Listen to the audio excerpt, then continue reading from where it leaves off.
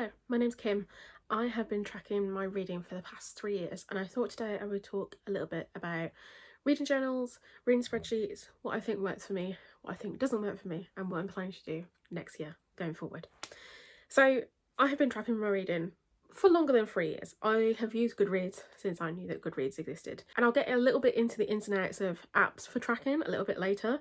But I really want to talk about what I started using since I got really back into the swing of reading a lot of books. And so in 2023 I decided that I was going to keep a reading journal. I didn't really know what to do for my reading journal.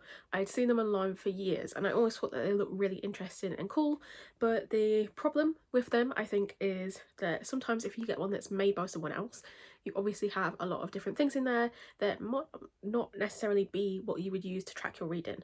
And so for my first year of reading, I decided to do my own. I got this journal from Papier and I could personalise the front, so I put Kim's reading journal, and I decided to just make my own. And I really got into it, especially when I first was doing it. I was really keen to do it. I had a lot of drive to do it as well, so I made my own little bookshelves and I did a TBR, a physical TBR, where I crossed out things that I read.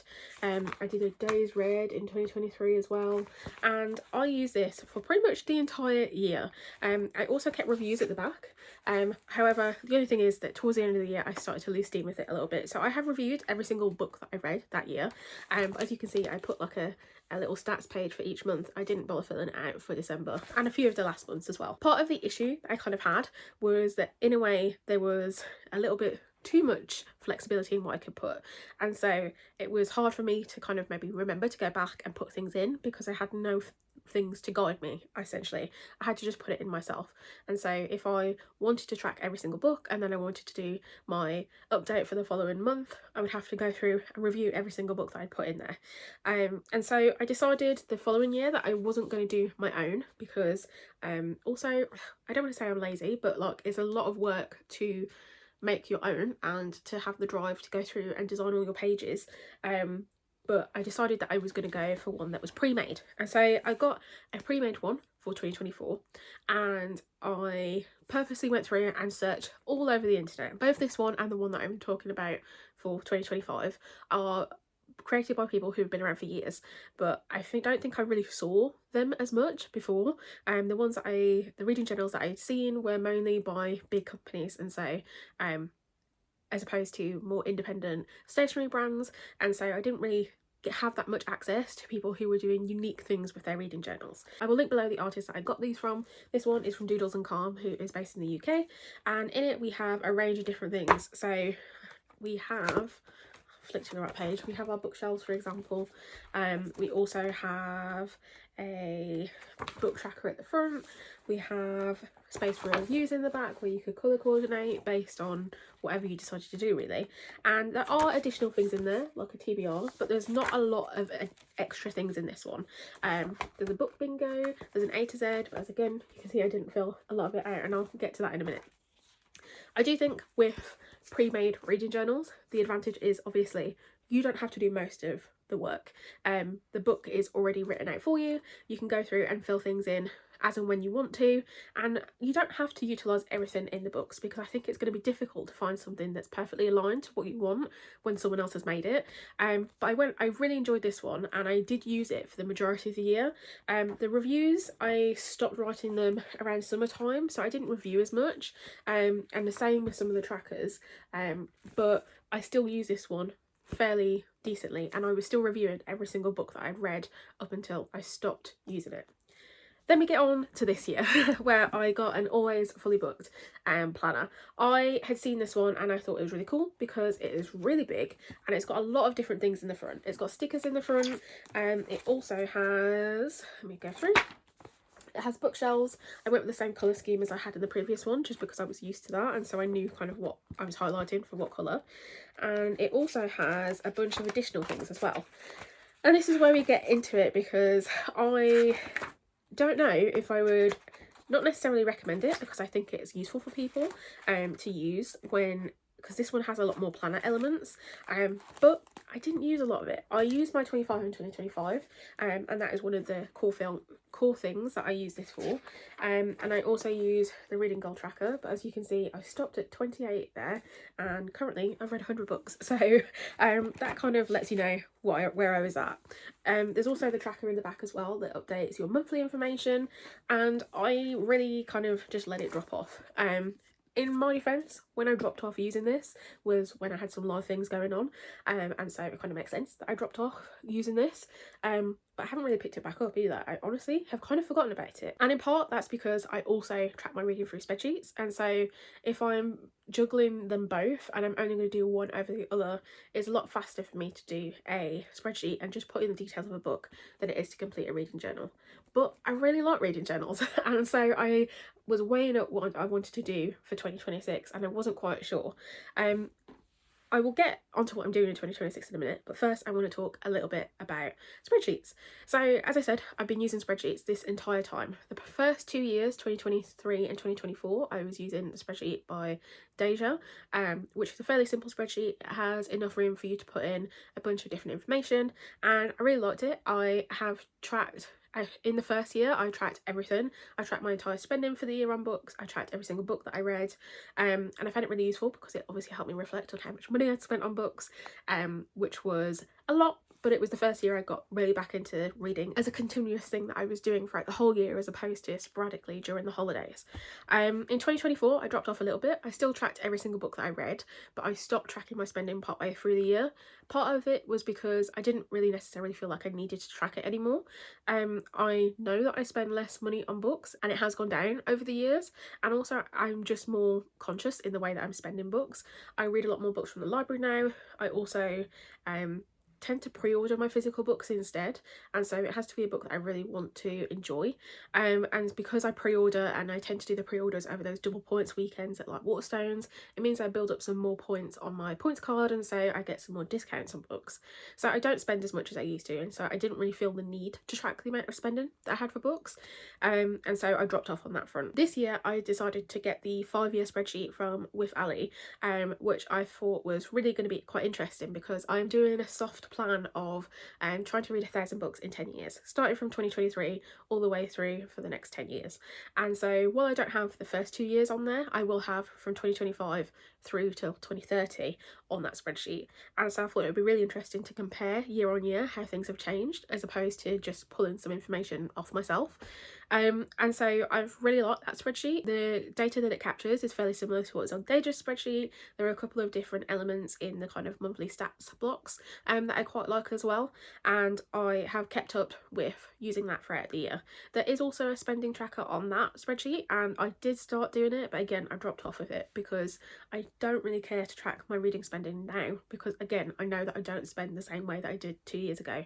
I have other priorities, I have a car now, so I know that I can't afford to buy every single book that comes my way. So I definitely am less spendy when it comes to books, and so I don't feel as worried about making sure that I'm tracking my spending on it. All of that is to say, what am I going to do going forward? I really enjoy having a physical book and having something to write things down in. I'm the sort of person who needs to write a physical to-do list. I can't just do a spreadsheet, even though I think spreadsheets are quicker. It obviously analyses all the data for you if there's formulas in there, especially if you're getting a spreadsheet that someone else has created. And so I don't think spreadsheets are ever going to go away from me. I think I'm always going to use a reading spreadsheet because it pulls together percentages of specific things of data that I wouldn't necessarily be able to sit down and work out myself off the top of my head. And so I was thinking about what I wanted to do, especially because there's various other things that I now have to factor in. I'm really busy, I travel for work a lot, and so that is something that I like to keep note of.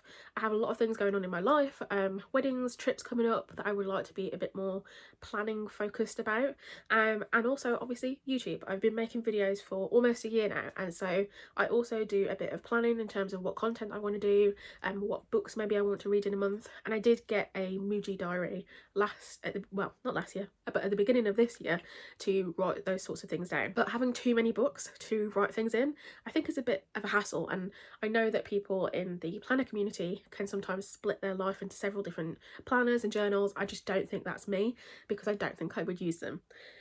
All of that is to say that I'm talking about being money conscious. I decided to invest in a Hobonichi for next year. And so this is the Hobonichi Weeks. It is a weekly planner. It has the monthly spreads in the beginning, and then it also has weekly spreads as well. And so you've got room for each of the days down the side, and then also some space to write things in. It does have some space at the back for you to write notes, and I decided to go for this because I thought it would be a good way to track a little bit of everything. It also means that I've not got a dedicated reading journal. This is going to be a little bit of everything, and I think, and I'm hoping, that this will work better for me because it means that I'm not having to do loads of work by creating specific spreads because it's fairly small, and maybe I'll just have to do a few spreads and see what actually I benefit from seeing. And two, it also doesn't have loads of things that I'm not going to use, and so it doesn't feel like a waste to me, because unfortunately it does feel like a waste when I don't use things, even though I know that's not the case. It just so happens that I just fell off the train from using my reading journal. So that is my plan for next year. I'm thinking what I'm going to do is at the beginning of the month I will obviously make notes about specific things I think are important for the month. Specifically when it comes to reading, I plan to maybe write down a couple of video ideas about what I want to do in the next month. During the weekly spreads, I think it'll be really useful to maybe write a little bit of a bullet point of the sort of books that I am reading. I'm also planning on getting one of the mini printers because I'm also junk journaling, and I think it would be really useful for me to be able to print things off and put in that journal anyway. But being able to print off the little book covers that I've always seen online, I think will be really good for me because then it's a visual representation of what I have been reading. In terms of the back, I made some notes about what sort of spreads I would like to include. So I do think a monthly wrap up would be really useful to have those pictures of those books that I've finished at the end of a month. I think visually will be really great. And I also am thinking about maybe like a 5-star kind of gallery and maybe a DNF graveyard because I do enjoy those as well. And that's kind of tentatively my plans for the next year. I do have a journal which is here. I did buy this at the beginning of the year from the Quirky Cup Collective. It's good because it's undated. I could go back to using a physical journal if I really wanted to. I thought the design of these were really beautiful, and yes, it was a little bit of an impulse purchase, but I thought it would be a good thing to have because I can use it at any point going forward. There is no date in it, so I don't have to use it in 2025 the way that this one is dated for this year. And so I've got that to fall back on if I do want to use it. But at the moment, it's the Hobonichi. I'm becoming a planner girl. I have my fountain pens. I'm going to a pen show in 2 weeks. This is where we are in life. A little bit on book apps, because I did mention that I would say something about that. I have always used Goodreads. I've used it for years. I think I said before I was locked out of my first Goodreads account because it's tied to an old email. So I don't have what I was reading pre-16. I only have pre-2016. I only have from then onwards, so I'm a little bit sad about not knowing what teenage me had added to the very, very, very, very long, over 1,000 books want to read list on Goodreads, but I will. I have tried other book tracking apps as well, but I tend to find them hard to use. I think the problem is similar to what I have with the reading journals, where I think there's just so much going on. Goodreads is simple. You put the book in and that's pretty much it. Storygraph I've tried to use, and Fable I've tried to use this past year, and I struggle to just go in update. Interface wise, I do think there's some really innovative things on them, and I really like the way that the reading challenges, for example, are set up on Storygraph and the way the book clubs work on Fable. But I don't see myself using them long term. I think I just kind of will use them to dip in and out of, because ultimately the core part of my reading tracking comes from other methods. It comes from my spreadsheets and it comes from my physical tracking as well. So that's my plan. What are you planning to do to track your reading? Do you even track your reading? How does it work for you? I think it'd be really interesting to know. It's October now, and so I've still got a bit of time before I would start breaking this in and using it. I'm definitely going to spend the next couple of months sitting down and thinking about what I want to put in here to make it as useful for me as possible, because ultimately I want to use it and I want to make sure that things work well. And it'll be really interesting at the end of next year to see how well it has been used, and whether it's something that works for me and that I'll continue to do going forward. That's it from me. I thought I would just do this quick video as we're coming into the end of the year, the end of the season. Everyone's thinking about various different things, and I'll see you in my next video.